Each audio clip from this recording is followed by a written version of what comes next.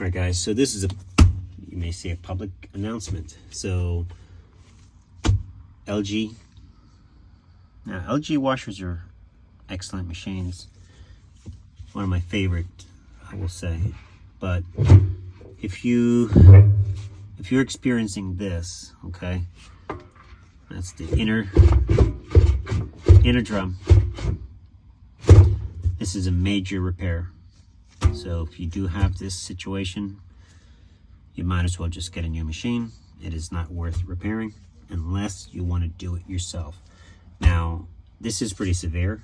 So if you let it get this bad, you're not just dealing now with the bearings and the spider. Now the spider's in the back and the seal, but if you let it go until it starts to damage the seal, you're gonna have to replace the bellow, which is this gray piece, and also the housing looks like it's been eaten away as well. So that's half of the tub. So a new machine. You can see how bad it is. So, in fact, this machine probably is not even spinning. Look at this. See that?